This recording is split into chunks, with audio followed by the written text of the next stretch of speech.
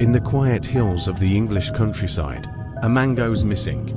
Later found dead, police are baffled. Rumors swirl of a secret society gathering at the ancient rock formation. Is this a supernatural thriller or a simple murder mystery? Or both? The people of the village aren't talking and neither are the stones. Killer Mystery presents Season 3, The Silent Stones. The Murder Shelf Book Club contains disturbing content related to real-life crimes. Listener discretion is advised. The average lifespan of a serial killer in the 80s was 10 years. Now it's about 2 years, but that's because of the advancements of law enforcement. It does make it a little bit more difficult with known prostitutes because they do disappear sometimes, and they're not kept track of as much as, let's say, someone else. And that's the reality, unfortunately, of the situation. But their cases are taken seriously. Each case is taken seriously. It's just that, unfortunately, they do make victims that are not recognized that they're gone until the next day. It may take a week or two, and by then, psychologist Dr. Lawrence J. Simon, author of Murder by the Numbers, Perspectives on Serial Sexual Violence, from The Baby Doll Serial Killer, The John Eric Armstrong Homicides by B.R. Bates, with Gerald Cliff, Ph.D.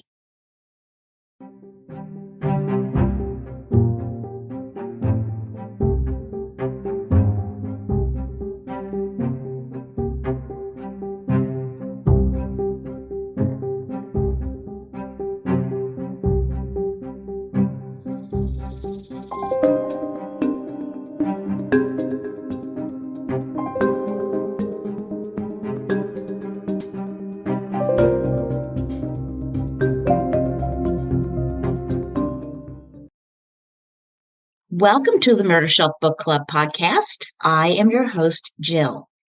This is the conclusion of The Baby Doll Serial Killer, The John Eric Armstrong Homicides by B.R. Bates and Gerald Cliff, episode 115, Unsafe Harbor, Part 3, 2ndCast. This case, the duplicity, the Jekyll-Hyde ideation, it is difficult, it is unnerving, and it makes us wonder about everyone we perceive as a nice guy. In parts 1 and 2, we saw naval veteran John Eric Armstrong confess and confess and confess to strangling prostitutes. And while he's tried and convicted for the murders and assaults in Detroit, Dearborn, and Dearborn Heights, Michigan, his murders overseas across the world are yet to be resolved. Knowing something and proving it legally are two very different things. So March 1st, 1998, the USS Nimitz docked in Newport News, Norfolk, Virginia. John Eric Armstrong, called Eric, and fellow seaman and fiancée Katie planned to rent an apartment as they prepared to separate from the Navy. It was in July or August 1998 that Eric met his last victim before moving to Michigan. She was a white female wearing jeans and a t-shirt. After paying her $50, they had sex, and he pushed her out of the Jeep Wrangler onto the street, possibly running over her as he departed. At the time, he told Katie and the police that he had been robbed. But remember that Eric is very wishy-washy in his recall of dates, and he will refer to Katie as his wife, although they were not married until later that fall, and this is happening during that summer. Eric wasn't sure if he had killed this woman, who he thought was named Susie or Susan. He suspected he strangled her after his father's face appeared before him, a detail that had come up several other times. Like the women he killed in Waikiki, Hawaii, Eric had been with this prostitute several times in the past. So why did she end up dead this time? Well, the digging began, and investigators would link this confession to a real confirmed murder. What emerged from the research were possible Armstrong victims, but that didn't match perfectly with the details shared by this confessed killer.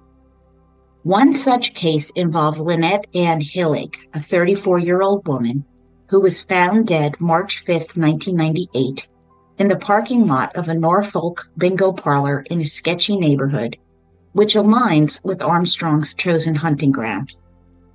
Of importance was that the Nimitz had just recently arrived in port. Now, Lynette was the third child in her family, following her twin sisters, Kathleen and Doreen. They described Lynette as a very happy child, growing up in a good family, who was called Linny Bell by her dad. She participated in various sports at the local country club. However, school was more challenging for Lynette, with her confidence taking a hit. Some of her teachers were not supportive and resulted in Lynette developing anorexia nervosa, which was not widely recognized at the time. That's the eating disorder. We hear quite a lot about it now, but certainly not back in the 1990s. Graduating, Lynette took a job at a drugstore, sharing an apartment in Rochester, New York, with her sister Kathleen. Known for her kind heart, Lynette often fed the homeless and cheered for the underdog. Moving to Florida, Lynette met a sailor named Jeff, whom she married, and they had a daughter named Sarah. Quote, Sarah was her world. She loved being a mother, end quote, a close friend once said. But sadly, alcohol soon became a problem in Jeff and Lynette's lives, leading them to move back to New York to be with family. With Jeff deploying overseas for a desert storm, the marriage deteriorated further, eventually resulting in Sarah living with her paternal side of the family. Left unaware of where her daughter was, unable to contact her, Lynette was emotionally devastated, and she started smoking marijuana and drank excessively as she spiraled deeper into despair. Later, Lynette's autopsy would indicate that she had died from blunt force trauma, likely resulting from a car accident. One detail from the report noted that she had been struck by a vehicle that was, quote, higher than normal, end quote. Well, perhaps it was a Jeep Wrangler? Sister Kathleen told B.R. Bates that she remembered being told about additional signs of a beating and strangulation, and that Lynette had been murdered. Now, unfortunately, the Hillig case went cold until 2000, when the investigators reopened it due to the investigations by the Naval Criminal Investigative Service, or NCIS, and FBI. Was Lynette the victim that Armstrong claimed he had dumped out of the car and run over? Well, it seems likely. And officially, Lynette is listed by the FBI as one of Armstrong's victims. Kathleen would say that the family felt relief when they learned that their sister's killer would remain behind bars for the rest of his life. As for why charges had not been specifically brought in the Lynette Hillig case, prosecutor Elizabeth Walker speculated, quote, they got him in Michigan for 5 homicides. He is not getting out. Why should we spend the money? End quote. Well, being practical, I do understand her reasoning. Resources are not infinite. You can imagine all of the digging into records that this is producing, and the outcome would be the same, a lifetime in prison. The FBI in Seattle spent weeks reviewing records, but ultimately reported no unsolved homicides during the relevant time frame. However, connecting Lynette Hillig to his murder confessions may have prompted Armstrong to recant his non-Detroit confessions. As Virginia had the death penalty at the time, it was abolished in 2021. But this meant that Eric had opened himself up to a sentence of death were he to be tried in Virginia for premeditated murder. He had also confessed to murder in Hawaii, with investigators looking into the unsolved murders of strangled women. They focused on Lisa Ann Fracassi, who was killed in 1994, not May 1997, as Eric claimed. Records show that the USS Nimitz was not in Hawaii in May 1997, it was on the west coast of the United States. But the Nimitz was in Hawaii in May 1996, making it more likely that Eric's confessed murders occurred then, but it rules out Lisa Fracassi. Unsolved female strangulation murders were discovered in Wilmington, Delaware, and Jacksonville, North Carolina. But when crossing the T's and dotting the I's, they did not seem related to the Armstrong case.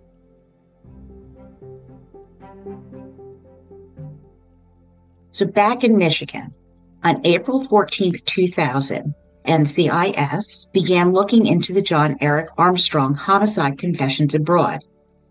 His naval personnel file and the USS Nimitz itinerary were reviewed, with NCIS collaborating with the FBI for their interviews. Verifying his inconsistent accounts was incredibly labor-intensive. Commander of the Violent Crimes Task Force, Gerald Cliff, noted that with their own investigation evolving, the Detroit Police Department was still actively involved in these investigations, which could impact factors like bail, potential charges from other jurisdictions, and extradition. Meanwhile, the FBI located a report indicating that Armstrong had returned late to the Nimitz one night in Thailand with his face cut up and bleeding. But that alone wasn't enough for an arrest warrant for murder. Cooperating with NCIS, the Singapore Police Force Intelligence Division reviewed their records, finding no unsolved homicides during the time when the USS Nimitz was in port in December 1995 and January 1996. The same was true for Hong Kong, and after this, the investigation into Armstrong's confessed murders just fizzled out. Detroit News reporter George Hunter also noted that the reason behind the stalled NCI investigation was unclear. Crimes against prostitutes overseas are often not prioritized and can just go unnoticed. These individuals also live off the grid, making it possible that murders occurred without anyone realizing, especially if no bodies were recovered. So ultimately, this resulted in no additional charges against Armstrong for the non-Detroit murder confessions. Doing her due diligence while researching for the book, B.R. Bates requested information from the FBI under FOIA, but received the standard response about the existence of records, not affirming or denying anything. A similar request to NCIS made during the pandemic surprisingly yielded a detailed, though redacted, PDF. NCIS had closed the case on Armstrong on October 12, 2000, after reviewing logs, travel claims, medical records, and conducting interviews. It revealed that Armstrong had been on restricted status due to an unauthorized absence in the Far East in late 1997. And I do wonder if that's when he came back to the Nimitz cut up and bleeding. Now, all this begs to ask, did or didn't Armstrong commit these additional murders that he had confessed to? Well, the answer is we don't know for certain. Now, his lawyer claims he fabricated these confessions, while Detroit detective Everett Monroe believes he did. What could Armstrong gain from making false claims? Well, it is known that some individuals do make false confessions. In my previous episodes, 108 to 112 on Silent Silhouette by George Jarrett and Jennifer Buchholz, the one we just finished, I discussed Henry Lee Lucas, a serial killer who confessed to hundreds of murders, including the still unsolved case of Deborah Sue Williamson in Lubbock, Texas, despite him not having committed these crimes. So people may have a desperate need for attention, which fits Eric Armstrong to a T, or a desire to appear more dangerous, which can lead them to lie in order to gain extra prison privileges, even protection. Additionally, we know that the intensity of interrogation can also lead to false confessions, as we saw in episodes 101 to 105, A Harvest of Innocence, which covered the West Memphis 3 case and I went into false confession in detail on that. Officer Donald Johnson believes that the murder of the transgender prostitute in Thailand definitely occurred, as the details Armstrong provided were just too precise to dismiss. Johnson said, quote, "When they were going to various ports, it's very easy to do because you're in and you're out. You're right back on the ship. And so he went and he handled his business and he came back on the ship like nothing ever happened." End quote. His partner, Detective James Hines, agrees. Quote, "I think he did. Maybe not as many, but I don't think it was an exaggeration. You get off the boat, you do your dirt, you get on the boat, nobody knows, there's no trace. And they're probably not rushing to an investigation. It's probably something that happened all the time with prostitutes. Maybe those in different countries didn't value their deaths." End quote. Well, sadly, I can see that. Now, one cop told our author that he had heard through the grapevine that the transgender prostitute Armstrong claimed he killed in Thailand was found and that she had survived, although there was no corroborating evidence provided by NCIS to prove this. Detroit patrolman Rodney Durham also believes Armstrong likely killed overseas. He said, quote, "With today's technology, with DNA, I wouldn't be surprised if you could match him with umpteen more killings elsewhere, particularly in North Carolina and Virginia, where he spent so much time." End quote. Well, what of Armstrong's demeanor, of his attitude? Detroit Violent Crime Task Force member Gregory Gelder reflected back on the cases. Quote, "What stands out to me was the nonchalant callousness of Armstrong's confession. He did not appear inherently evil due to his resigned demeanor, but certainly seemed to be by his actions that he described to us. I have wondered about the veracity of Armstrong's claims. I certainly think that it was possible that Armstrong believed he killed some that may in fact have survived." End quote. Well, good point, Mr. Gelder.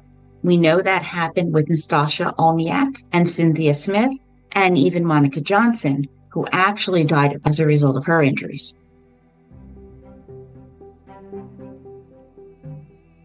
Now, to gain insight into serial murderers such as Armstrong, B.R. Bates interviewed Dr. Lawrence J. Simon, author of Murder by the Numbers, Perspectives on Serial Sexual Violence, which I mentioned before, whose sentiments I opened this episode with. Dr. Simon noticed that serial killers often boast about their crimes, potentially exaggerating their victim count. To verify their claims, he suggests that law enforcement have them draw up a map of where the crimes occurred to aid in recovering bodies and evidence. While Armstrong specifically mentioned streets, locations, and descriptions of the victims, we know that the dates are off. But B.R. Bates also points out that police reports can be misleading. For example, a Chicago police report lists Nicole Young's height as being 5'2", while the Wayne County Medical Examiner notes she is 5'6". Now, no one's perfect, but 4 inches is a lot. What Bates effectively did to sort out fact from fiction was to compare Cynthia Smith's account of her assault with Eric Armstrong's account. Many of the details match, but they did differ in who said what when, and Cynthia's claiming that Eric had some metal object in his hand, like a knife. Now, we do know he used knives in other assaults and killings. Dr. Simon points out that Armstrong is still in prison and could decide to share more details of his non-Detroit murders. Other individuals, quote, have recanted before, but also had produced bodies because they were given something, whether it's running and getting fresh air for 3 or 4 hours in exchange for more information, end quote. Simon does not believe this quid pro quo is wrong, as the goal is recovering bodies and closure for the families. So if the guy wants 5 Big Macs, I say we give Eric Armstrong 5 Big Macs. It'll be worth it to find out more information from him.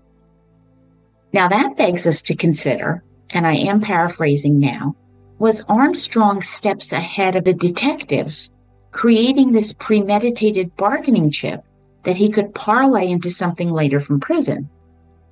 Well, maybe. Dr. Catherine Ramsland wrote in her blog on Psychology Today, explaining that her research shows us that there are 3 reasons serial murders inflate their numbers. Quote, 1, they delight in duping law enforcement. 2, they want to be famous. 3, they want to be infamous, the world's worst. End quote. So what do you think, murder bookies? What an amazing, interesting woman, a retired professor of forensic psychology. My interview with Dr. Catherine Ramsland will drop shortly, so be alert for that special episode when it drops. So a journalist from Montana, Blake Hempstead, served aboard the Limits with Armstrong beginning in 1993. So speaking to Bates in 2020, Blake Hempstead would say, quote, you work long hours with only the crew about you, and you build friendships because there's no one else day after day. And since we were on an aircraft carrier, we would take Liberty boats from ship to the harbor where you dock. You plan shore leave with the people who can go, with everyone like 8 to 10 people leaving at the same time, end quote. Now, during shore leave, Hempstead would carry his video camera everywhere. When Hempstead looked back through his videos, Eric Armstrong is there until he wasn't. As they all went to do stuff, Armstrong vanished, missing all the fun parts. He would go off and do his own thing. And he also wasn't there on the return trip back to the ship. He never took the same boat back with everyone else. Now, a little side note, don't know what this means, but Blake Hempstead was never questioned by the authorities. Well, given that Armstrong has repeatedly killed, he clearly had the desire to kill. He was presented with opportunities, regardless of where they were, literally any port, Singapore, Thailand, Hong Kong, Hawaii, Seattle. Would he resist this malignant urge to kill? Or would he engage in this deviant behavior? Well, I lean towards him indulging this compulsion that he did kill overseas. But another shipmate, Tony Palmer, defends Armstrong. Quote, I never saw him in trouble at all. He worked hard. You ask him to do something, he got to it right away. About 90% of the time, he had a smile on his face, cracking jokes, just an all-around good guy. End quote.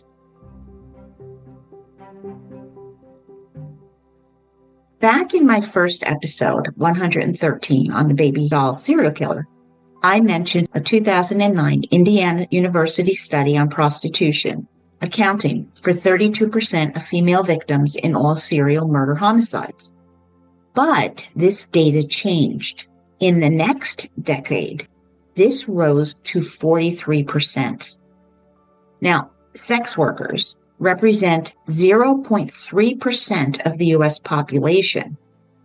Thus, quote, being a prostitute increases your chances of being murdered by 200 times, end quote, writes Eric Hickey, a social psychologist and author of Serial Murders and Their Victims. This is not a safe occupation, nor will it ever be.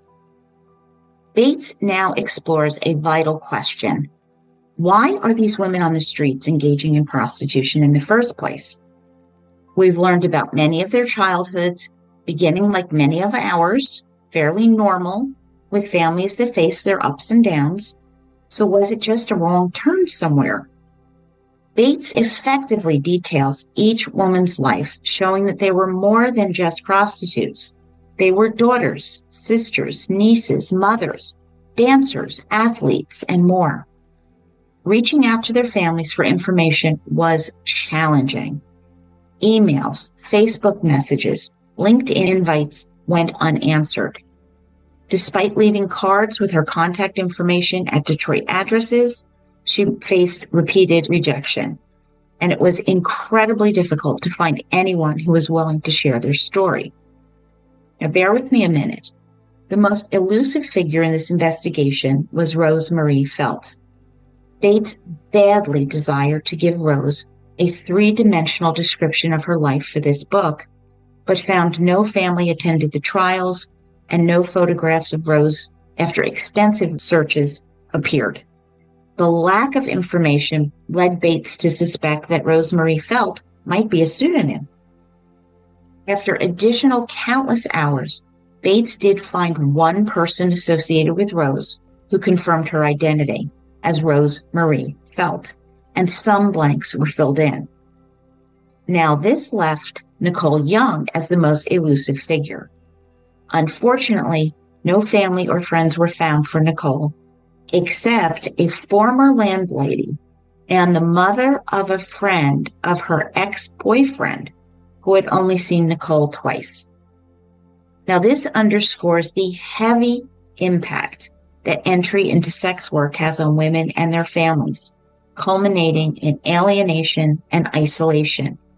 And it provides some insight into the question of why prostitution, and suggests the sex work culture in Detroit significantly influenced the Armstrong case, with this Jekyll and Hyde serial killer murdering the most vulnerable. Looking inside the call girl culture, prostitution has always been tethered to a cycle of addiction in major urban centers, fueled by drugs like heroin and cocaine, creating a stark divide between the haves and the have-nots. Bates observed that Detroit's strip clubs were part of a network that brought in fresh girls from Las Vegas and Los Angeles. Quote, "A woman might have to rent that space on the stage to make her living. After getting hooked on drugs, largely crack at this time, they tended to gravitate from stripping to street walking," end quote, with race and social class irrelevant. It was Cynthia Smith who educated prosecutor Elizabeth Walker about Detroit's prostitution scene, highlighting Michigan Avenue as the creme de la creme. Women came from all over to sell themselves there, which shocked Walker, who only saw the rundown, crime-ridden area and buildings. Drug addict prostitutes were visible, they were thin, jittery, they had a foul smell to them, and gross white spittle stuck to their lips. Even so, suburban driving Johns drove up and down the street with car seats in the back of their vehicles, looking for women to buy. Women were commodities, their pimps plying them with drugs that they had to work to pay for, punctuating their existence with beatings if they didn't make enough cash. Once hooked on drugs, choices vanished as they delved into track houses plentifully located up and down the blocks. When the girls weren't high, they were nice, they were fun and laughing, and then they'd use again. After a few years, women looked twice as old as they were, and police decoy work barely made a dent. Mark Bando worked with the Detroit Police Department in the 1970s to the 1990s, focusing on the prostitution beat while driving the, quote, whorecore, end quote. He created a call girl catalog that documented prostitutes with photographs, birth dates, heights, weights, and fake names. The catalog featured many women with big hair resembling beauty queens. Bando also noted that some of these women felt empowered, often controlling the terms of their encounters with clients, which inflated their egos. While this was not the majority, these were the more attractive women and usually not yet impacted by drugs. Well, I think this mindset may have been a necessary delusion for survival, and none of Armstrong's victims appeared in Bando's extensive catalog.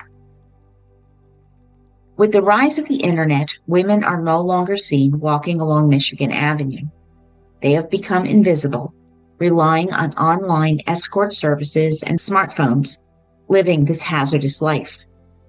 Officer Rodney Durham states that, quote, "Desperation can drive people into difficult situations, and it takes understanding and empathy to see their choices," end quote.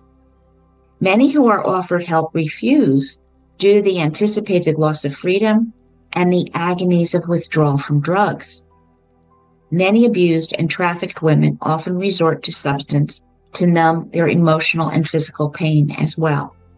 And I'm totally editorializing here, but engaging in this work is not a viable career choice and can severely harm both physical and mental health. I am not judging, I'm just drawing a conclusion. Prosecutor Elizabeth Walker explains that, quote, prostitutes are easy targets. They go with whoever's got the money. They anticipate a certain amount of violence, and sometimes it winds up being fatal for them, end quote. Gerald Cliff added a caveat, quote, streetwalkers are probably the most paranoid people, short of cops, that you'll ever meet. For them, it's a survival skill that they need to master in order to continue to function. They need to fear the sexual predator and the cops when they work. Armstrong had to be a practiced liar to have been able to get all these victims to trust him enough to go with him wherever he chose to kill them, end quote. Of Armstrong, Detroit Police Chief Benny Napoleon speculated that he targeted prostitutes because, quote, he didn't believe the police would investigate those murders as aggressively, end quote. James Allen Fox, a criminology professor at Northeastern University, speculates that for Armstrong, quote, preying on prostitutes was a hobby. He did it when he had some free time to kill, end quote. Punny Professor Fox. Oh my God. Free time to kill. In a powerful summary, B.R. Bates writes, quote, we've got the idea that prostitutes will get in a car with anybody who's got the money. These girls are easy to get along, and their desperation may be sharpened by drug addiction. They have no issue going to secluded places where crimes can more easily be committed. Prostitutes are on the lower rung of society and wouldn't be missed, and their cases would not be investigated as aggressively. They're in a high-risk profession, and they are accustomed to violence anyway. And the public sympathy for their deaths is not great, end quote. Well, spot on. She said that beautifully. Serial killers such as Robert Hansen, Gary Ridgway, and John Eric Armstrong targeted prostitutes, deludedly believing that they were cleaning up the streets. Prostitutes are perceived as easier to control, weak, desperate, which fosters greater hatred towards them. Eric Armstrong claimed to feel cheated by the sex workers he killed, although he subsequently robbed them of their money and belongings. Dr. Lawrence Simon addresses this misconception, and this is important. When sex workers disappear, it is often believed they are less missed, leading to reduced efforts to solve their cases. However, homicide detectives take every case seriously, despite the extra challenges involved. Simon notes that cultural attitudes have shifted. For example, hitchhiking was common in the 1970s, but is now very rare. Yeah, never do this. He advises women who jog to avoid doing so at night and to stay aware of their surroundings. Situational awareness is key. Ultimately, it is essential that we all value human life. Wendy Jordan's sister, Judy, discussed this in an episode of Discovery's Very Bad Men on Armstrong. Quote, Wendy was worthy. This is not a throwaway that nobody wanted, end quote. I have only scratched the surface of B.R. Bates's research, where she presents victims who were loved by family and friends. She explores them as individuals, their stories and relevant data, a woman after my own heart. However, we still lack a satisfactory answer to the Eric Armstrong question. Why? Why do you kill? I find Armstrong to be intelligent, but by no means a criminal genius. His persona is kind, sweet, a passive guy who helps his friends and cries when he does wrong. And this is a mask, part of that dual personality worn to enable him to pass through society unnoticed, which is what he desired. We have to stop expecting serial killers to look like monsters, because they do not. They are all too normal. And they are very, very good at not revealing the evil that lies beneath. If that mask slips accidentally, it is costly. They cannot control their prey. They cannot exert their will. They cannot indulge themselves in fantasies, deviance, and the violence that they so crave. So letting the mask slip is not an option. It is about normalcy. He married. He had children. He worked a normal job. He served the country. His shipmates spoke of his dislike for prostitutes, believing he wanted nothing to do with them, not ever considering that he hated them enough to kill them. Eric Armstrong has daddy issues, admitting enjoying control, something that was denied to him, possibly by his biological father, early in life, when he became the passive, sensitive, red-haired boy. Eric found satisfaction in killing women because it made him stronger, forcing them to submit.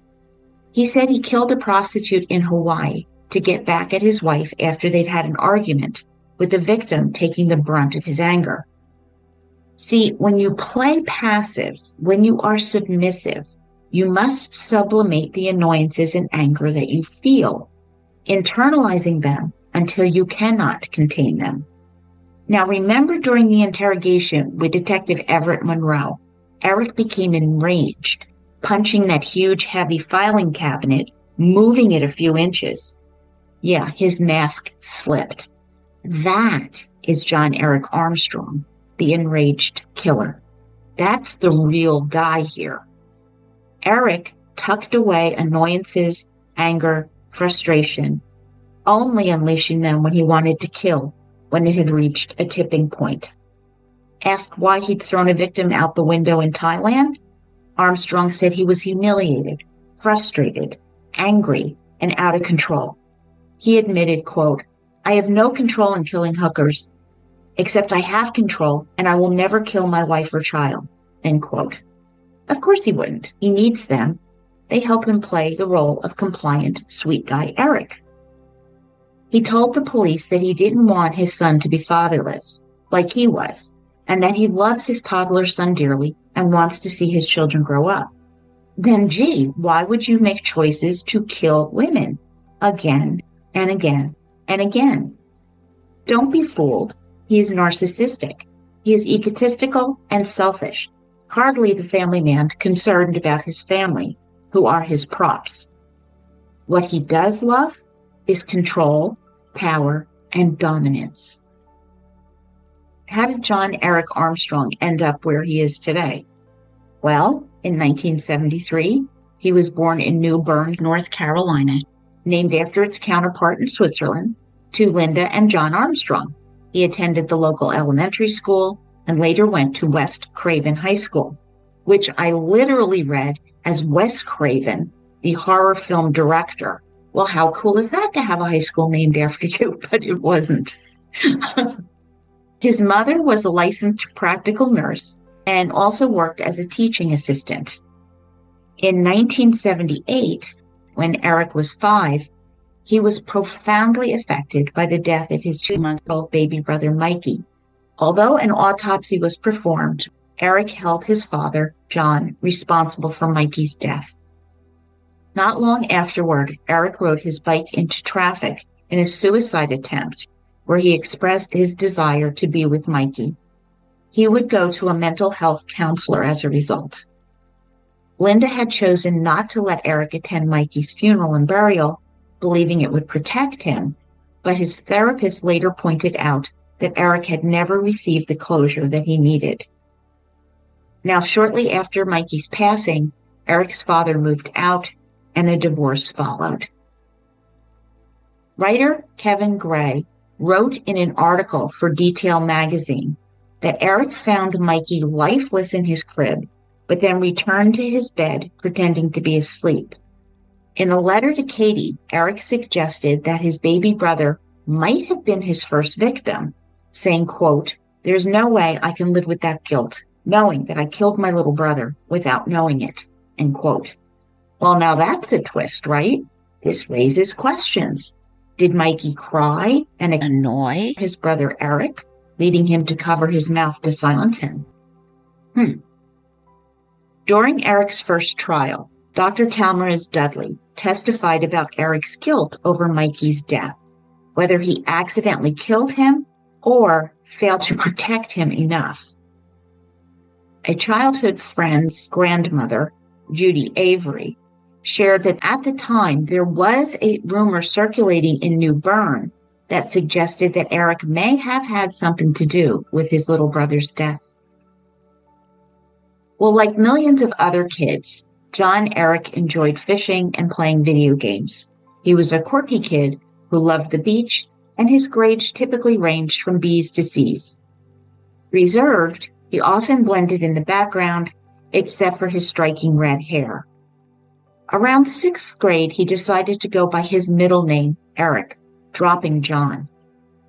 Dana, a schoolmate, described him as goofy and polite, although sometimes he had a bit of a temper.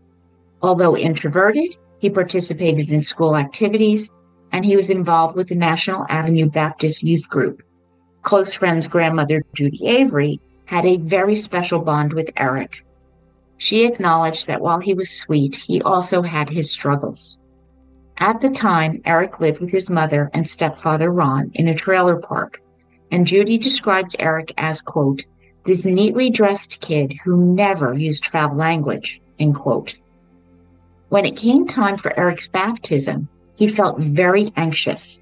He was afraid of being around the men, and he wanted Miss Judy to accompany him. But with her encouragement and her support, he found the courage to go through with the baptism. After his arrest, Eric Armstrong accused his biological father of sexual molestation. Was this accusation a tactic by a serial killer to gain sympathy for his insanity defense, or was it true? Linda recalled that age 2, Eric broke his leg after falling from a window while his father was supposed to be watching him. After the abuse claim, Linda was confused. She and her son had a good relationship, so why hadn't he told her? She would have helped him.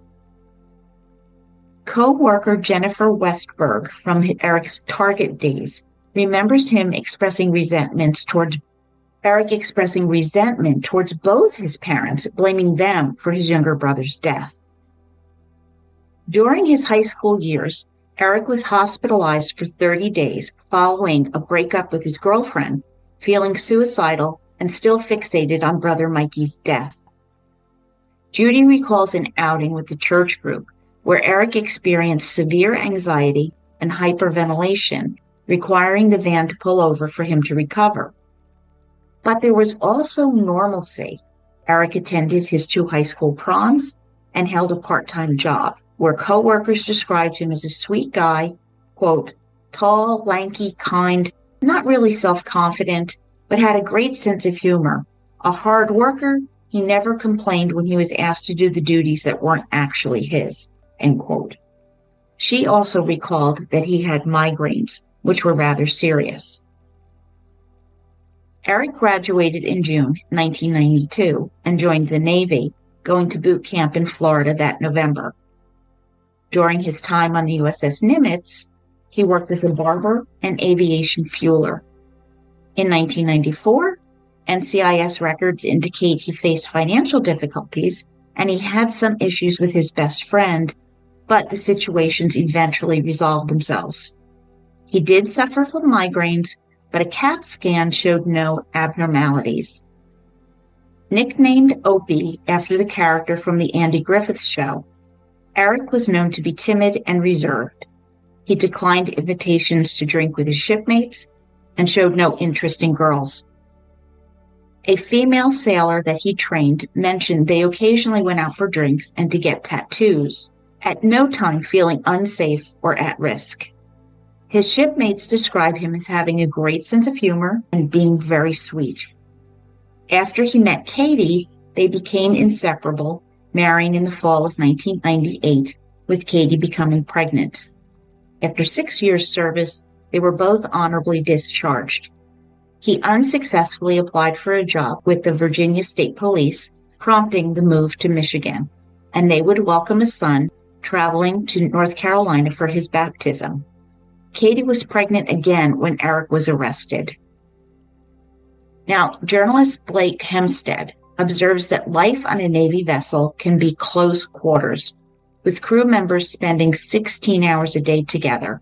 Teasing, bullying, and hazing can occur. Blake wonders whether these experiences triggered Armstrong's violence. He says Opie was gentle, making him a target for playful wrestling matches that may have ignited a concealed rage in Eric. However, he and other shipmates insist they never meant to harm Eric. But to be fair, the USS Nimitz has faced hazing issues in the past.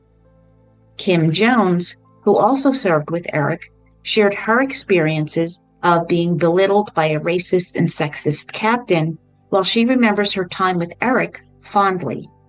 Keep in mind, when discussing his Navy experience with law enforcement, Eric expressed pride and spoke positively about it. Kim was still on the Nimitz when she learned of Eric's arrest and was shocked, as was everyone else who knew him. Everyone found it hard to believe that Eric could commit such terrible acts. He has absolute control over that mask of his. Now, Eric and Katie Armstrong were living with her parents, and he often complained to co-worker Jennifer Westberg about his mother-in-law. He was frustrated by the lack of intimacy with Katie, who felt too tired or didn't want sex with her mother and her son in the same house, a reason why Eric was so gung-ho to move out. And here comes another twist. Could this story get any more complex? Well, yes, it can. Shannon, Kelly Hood's sister, spoke about the defense throwing Eric's family under the bus, referring to the attempt to get Eric acquitted on the basis of an insanity defense. Shannon doubted Eric's claims of a troubled family, particularly regarding the sexual abuse allegations against his biological father, John Ezra Armstrong, who had no idea his son was on trial, let alone convicted. He hadn't had contact with Eric since his marriage to Linda ended. After 10 years in prison, Eric's half-brother, Michael Armstrong, who has never met Eric, found out what had transpired and spoke out. And yes, the half-brother is named Michael. Now, Eric's dad, John Ezra Armstrong, was born in 1946 and served honorably in the Marine Corps during the Vietnam War, and later moved on with his life, marrying a woman named Pat, and together they had son Sean. This marriage did not last, and they divorced. In 1973, John Ezra married Linda, and they had 2 sons, John Eric and Paul Michael, later known as Mikey. And Mikey died when he was 2 months old. Half-brother Michael Armstrong knows that the autopsy confirmed little Mikey's death was from SIDS and dismisses any notion that his father was responsible. He told B.R. Bates that his father and Linda's marriage ended after Linda had cheated on him. His dad then moved to Oklahoma, where he met and married Michael's mother, Loretta Smith, raising her 2 children, Steve and Amy, as his own. John's oldest son, Sean, also lived with John and Loretta until Sean went off and got married. That's quite some time. Michael was 8 when John and Loretta divorced. And of his dad, Michael says, quote, "I loved my dad. He was and always will be my hero," end quote. Now, after Michael's grandmother passed, John Ezra's mother, John Ezra returned for the funeral, and Michael then went and moved back in with his dad, who he calls a great man. Michael strongly denies any allegations of abuse. He states, quote, "My dad had 3 biological sons, Sean, John Eric, and me. We're all half-brothers. He also raised my other half-siblings and 4 grandkids. Not one of us has ever been harmed by him. He was very protective of us all. My mom and brothers agree. There is absolutely no way my dad is a sexual predator or child molester, end quote. He also says further, quote, research has shown me that people with issues like John Eric tend to project their anger and/or problems on victims that remind them of their abusers. So if he was allegedly choking female prostitutes, that would immediately make me look at his mother. He blamed Dad, who wasn't in the picture, and made an easy scapegoat, end quote. Michael shared that his father only learned about Eric's crimes months before his own death, which left him angry and disappointed. Michael Armstrong also expressed his condolences to the victims' families and called his half-brother Eric a monster. So, what do we think? Was John Eric Armstrong abused? Well, I doubt it, given that his father had raised 5 other children and 4 grandchildren without accusations of abuse. Cheryl McMcCollum, an amazing investigator and host of the Zone 7 podcast, has said there are no part-time pedophiles. They are at it 24/7. So ultimately, I choose to give the benefit of the doubt to those who are not serial killers, given that serial killers may want to minimize their own responsibility for their actions. Eric also says he protected his little brother from his predator father, which provides more evidence of Eric's hero complex. He wanted to be a policeman. He claims he fought off a burglar who broke into work and he suffered injury. He claimed he found the dead prostitute in the river. He was a good Samaritan. All hero complex and no actual hero. Did Eric Armstrong murder his brother Mikey? Well, I guess it's possible, but unlikely, because an autopsy would have revealed physical evidence, and I don't think a 5-year-old would be capable of committing the perfect crime. Regarding his hatred towards prostitutes, any anger seems rooted in John Eric's mind, centering around control and domination. Now, this is a simplistic explanation, but recall that Eric was rejected by his high school girlfriend, who threw him over after another boy gave her gifts, buying her affection. Amplify that when Eric's wife rejects him sexually, given she's a new mother living in her parents' home and is pregnant and tired. Whatever anger became associated with women is ultimately the product of John Eric Armstrong's mind. I am not throwing any of his biological parents or step-parents under the bus and accusing them of abuse. When it comes down to it, I give them the benefit of the doubt, not the serial killer, who seeks to minimize his responsibility for too many premeditated and gruesome murders. B.R. Bates wraps up the baby doll serial killer, delving into serial murder, comparing and contrasting. And I will refrain from delving into all the wonderful details that she represents, because I just can't tell you everything. But B.R. Bates points out serial killer strangulation is the second most common method of killing, 23.2%. Shooting is the number 1 method, coming in at 41.8%. So Armstrong's MO is rather standard for serial killing. Concerning motive, what category does Armstrong fit? Keep in mind that these categories do overlap and blur into each other. Missionaries who are literally on a mission to remove people who fit some negative criteria from society, well, in this case, possibly prostitutes. Or hedonist who seeks pleasure, whether from sexual satisfaction, profit, or gain. Or perhaps they're thrill seekers who like to play games, lead a merry chase, and mock the police for failure to capture him. Or a third type, power seekers, who want to control others, exerting power and domination. Yeah, Armstrong is a power seeker to a T. I don't see him as a visionary, which represents like 1% of all serial killers, and these are really truly psychotic, with delusions and hallucinations and the whole thing, full-blown psychosis. Bates also examines the dichotomy between organized and disorganized serial killers, stemming from crime scene behavioral analysis. Please recognize that this is a spectrum, and we are describing the most extreme scenarios. Serial killers are all unique, and their actual behavior falls along a continuum.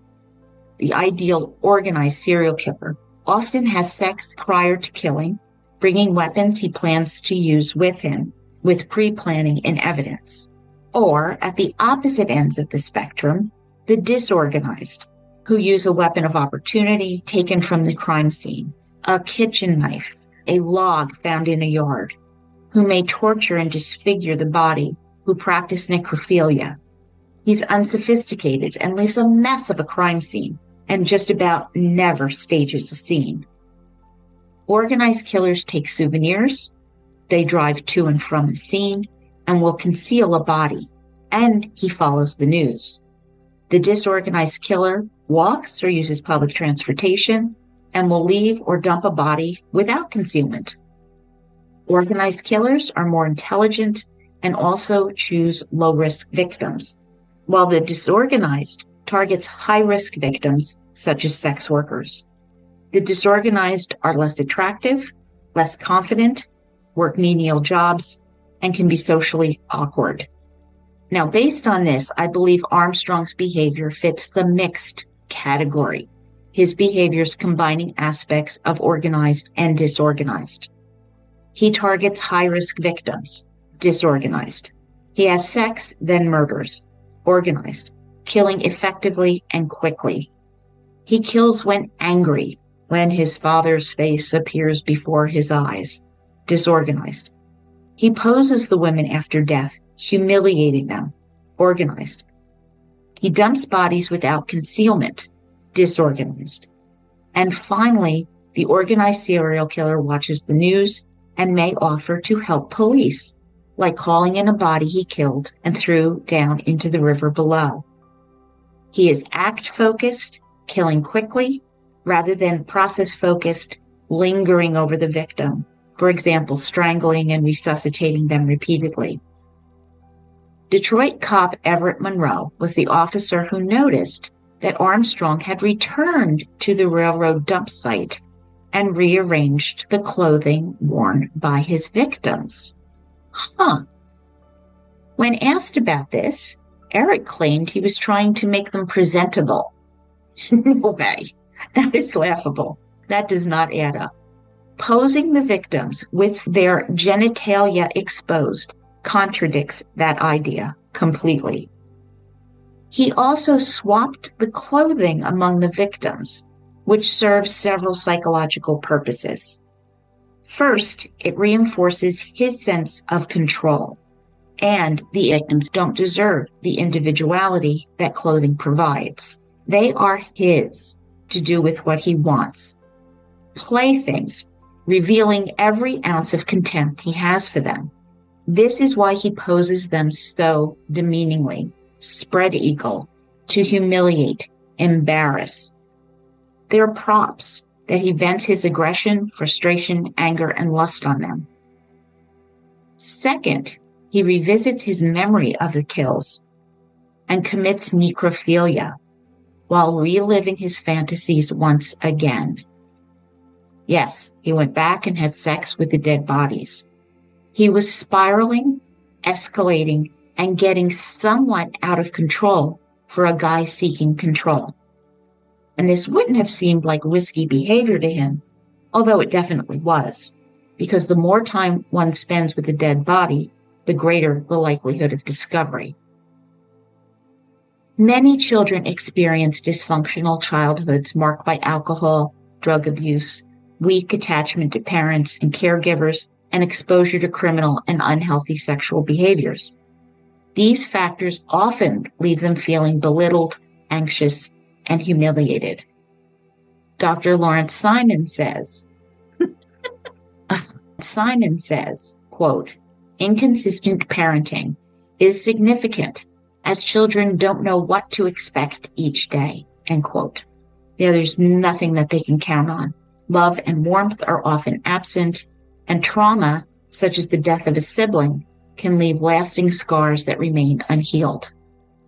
I have observed that many serial killers harbor an intense hatred for their mothers, which becomes intertwined with their sexual desires. This connection often erodes their ability to empathize, a trait already compromised by low self-esteem and a lack of trust. Consequently, for these individuals, sex becomes intertwined with violence, and their emotional and psychological foundations are severely damaged, even absent. Children like Eric, who feel they have no control over their own lives, often grow into narcissistic predators. In Eric's case, he's seeking to exert control over others, prostitutes, whom he despises. It's the perfect storm.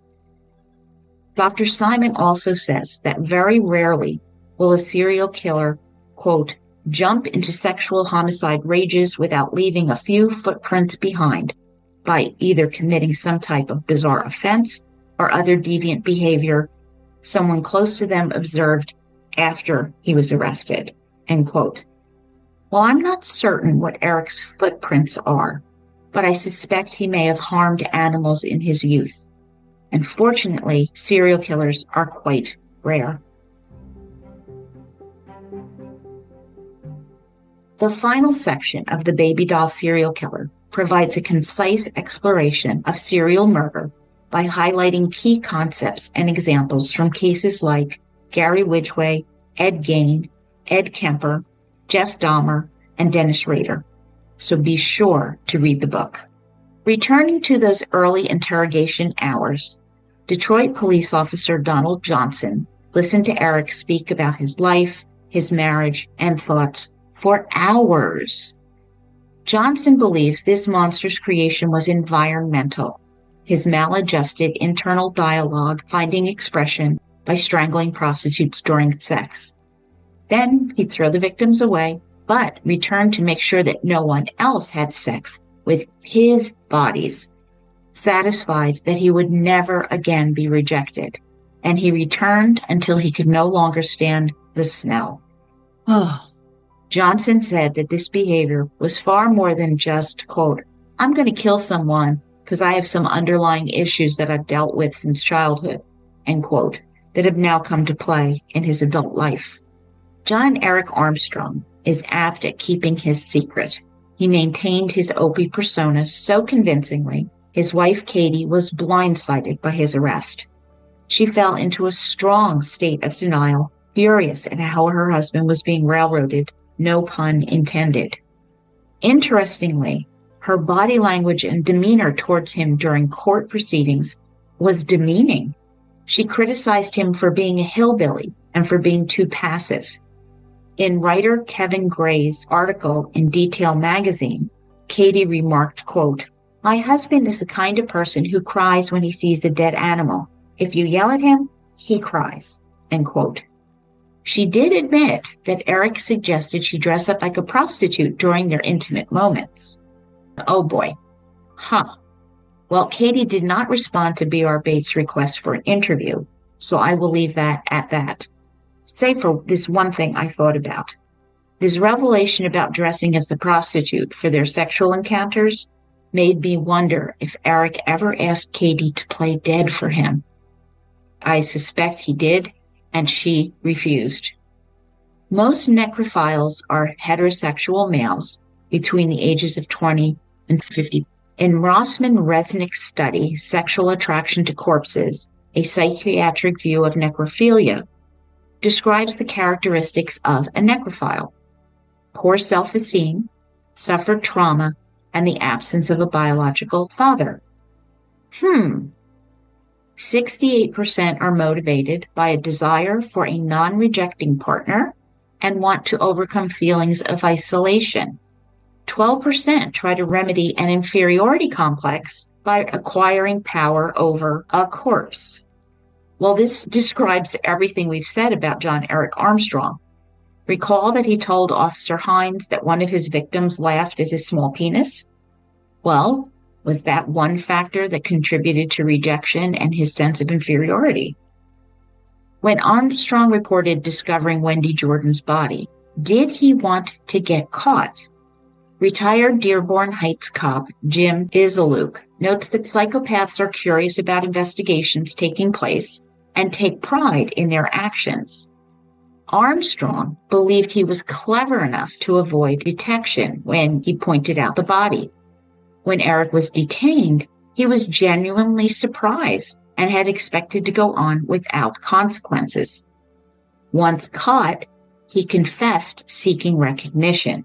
The darkness within him felt proud, while his vulnerable side cried and apologized. No, he was not trying to get caught.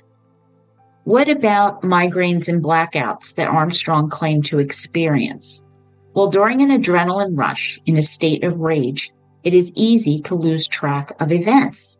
And Dr. Simon suspects this may be why many serial killers return to the scene of the crime and engage with bodies, because they're fuzzy about the details due to this blackout. During Eric's trial, a psychologist diagnosed him with intermittent explosive disorder. Well, was this true or false? All right, IED occurs in approximately 2.7% of the population and is defined in DSM-5 as, quote, recurrent behavioral outburst representing failure to control aggressive impulses as manifest by the verbal, temper tantrums, tirades, arguments, and behavior which involves the destruction of property, physical assault against animals or people 3 times in a 12-month period, end quote. It can begin in childhood, can involve drugs and alcohol, as well as suicidal ideation. Nature and nurture can play a role, especially if a child grows up in an aggressive home, inheriting warrior genes, or possesses abnormalities of the brain's limbic system, the emotional center.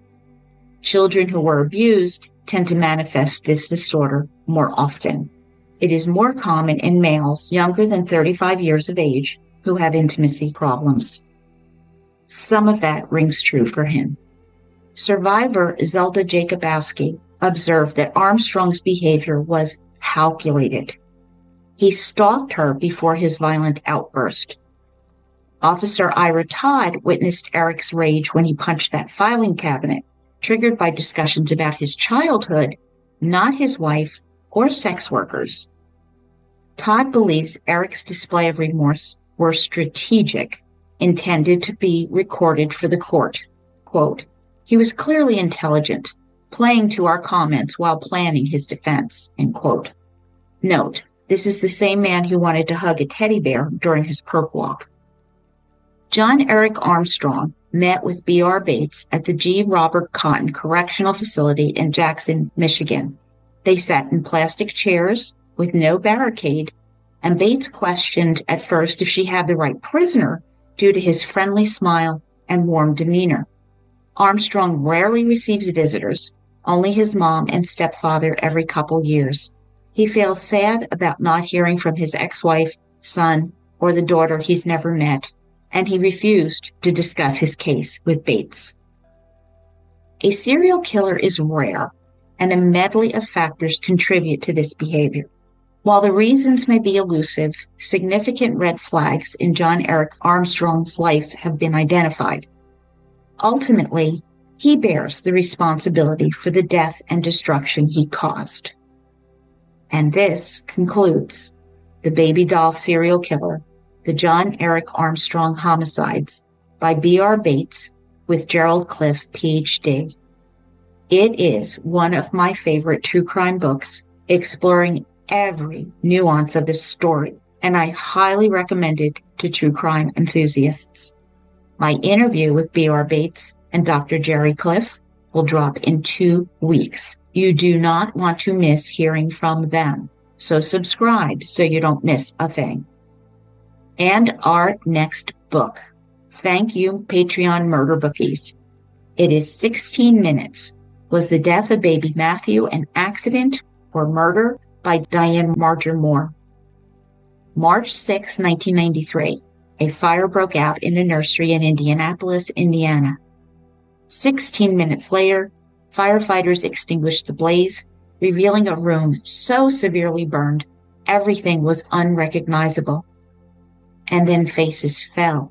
Firefighters were told to look for a newborn baby boy. Only 2 people were home when the fire erupted: baby Matthew's parents. Fire investigators deemed the incident suspicious. While the initial prosecutor was uninterested in pursuing the case, the new arson prosecutor, Diane Marger Moore, was determined to seek justice for baby Matthew Wise. 16 Minutes Part 1 will drop after my interview with B.R. Bates and Jerry Cliff. Thank you for listening. I love to hear your thoughts and comments at jill@murdershelfbookclub.com or connect with me on X, Facebook, Instagram, or YouTube. You can also join my Patreon for $4 a month to help me choose the next book coming off the murder shelf. My sources, pictures, food, drink, and everything else can be found on my blog at www.murdershelfbookclub.com. I'll see you in 2 weeks. I see you as you hear me. Good morning, Earth. It's time to get up. Dial in for strange and wonderful stories told by even stranger and more wonderful people. And remember, if you've heard it, it's history. If you haven't, it's news. I'm Blue. And I'm Sky. And welcome to 87.9 WKMU, where you'll find all the things that keep me up. From gaming and movies to UFOs and just random weirdness in our dimension.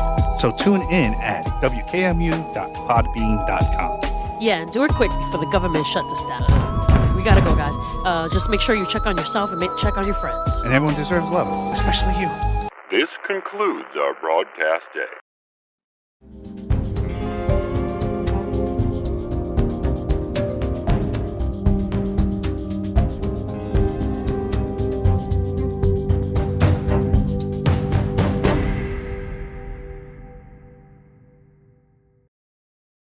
Written and produced by Jill, all rights reserved. Music, The Pewter Elephant by Blue Dot Sessions.